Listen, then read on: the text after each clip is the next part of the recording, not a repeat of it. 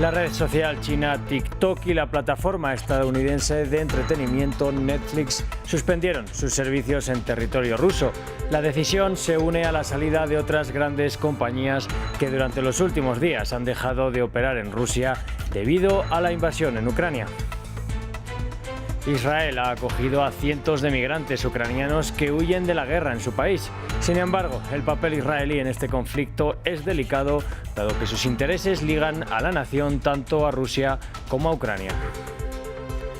En la frontera entre México y Estados Unidos también se sienten las consecuencias de este conflicto.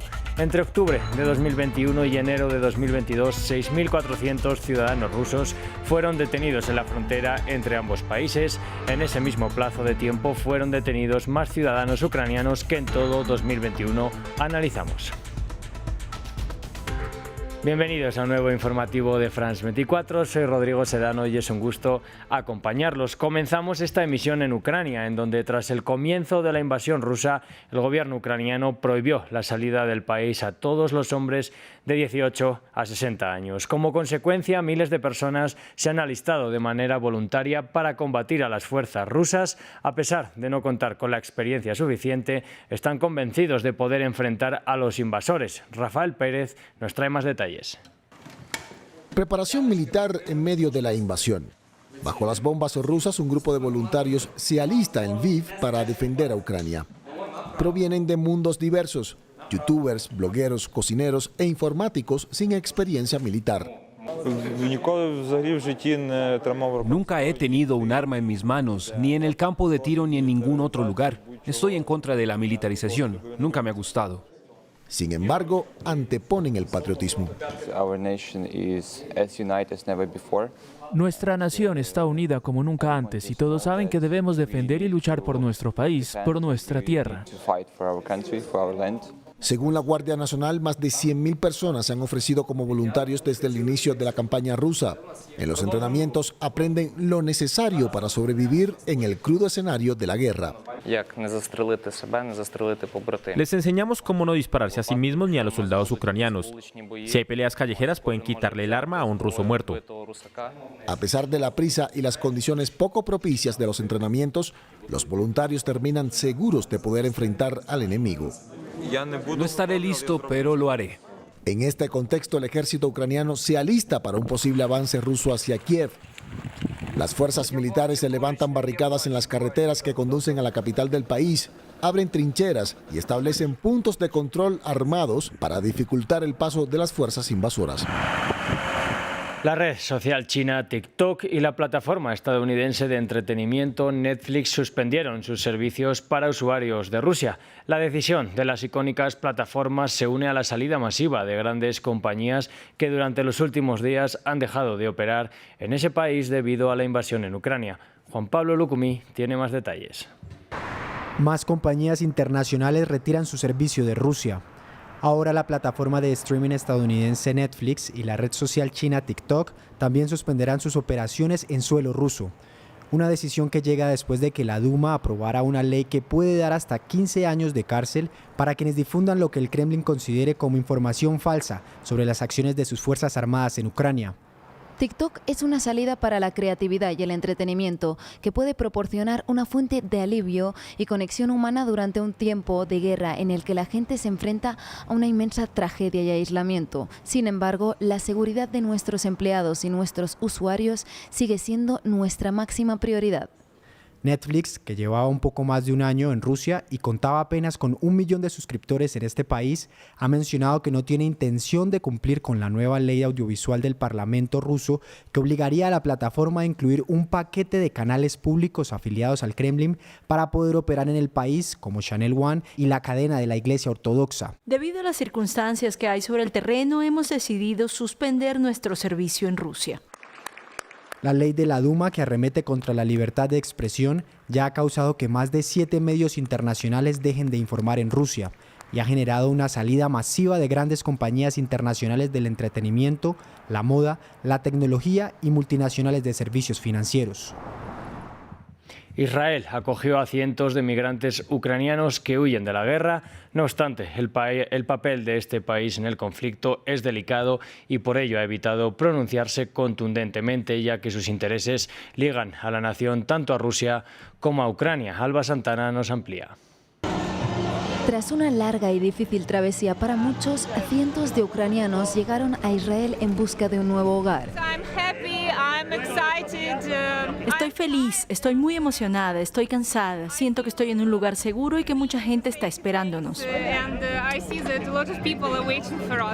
Pero, a pesar de que el gobierno israelí ya ha dicho que espera recibir cerca de 200.000 refugiados ucranianos, el papel de Israel en este conflicto no es nada fácil.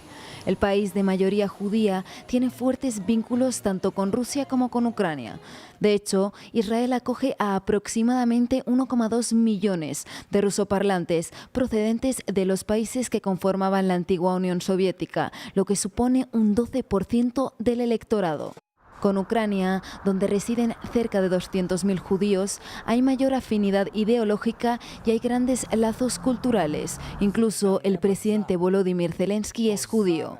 Pero cortar relaciones con Rusia es complicado para Israel, ya que las tropas rusas en Siria, cercanas al gobierno de Bashar al-Assad, permiten la entrada en el país a los israelíes para ejecutar operaciones militares contra el grupo Hezbollah. Una situación que ha llevado al ejecutivo de Naftali Bennett a ofrecerse como mediador tras una reunión sorpresa con Vladimir Putin.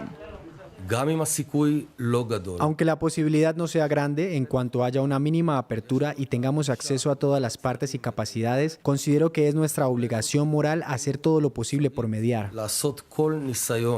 No obstante, pese a esta voluntad de imparcialidad, muchos israelíes ya han tomado un bando, el de los ucranianos, con multitudinarias protestas en Tel Aviv contra la invasión rusa y pidiendo un mayor posicionamiento del gobierno, algo con lo que Estados Unidos, que anualmente proporciona miles de millones a Israel en ayuda extranjera, también está presionando.